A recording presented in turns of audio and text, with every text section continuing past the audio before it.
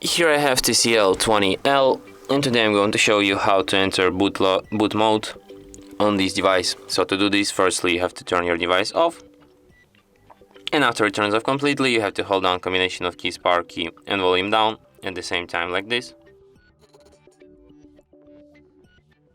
And after that you will end up in the boot mode. Here at the boot mode you can use volume keys to navigate and power key to select, and you have such options as start, restart bootloader, recovery mode and power off. So basically if you want to quit this mode, just select power off and you can turn off your device, or select start and you can just restart it, and I'm going to do this.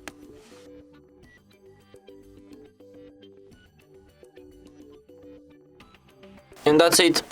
Thanks for watching.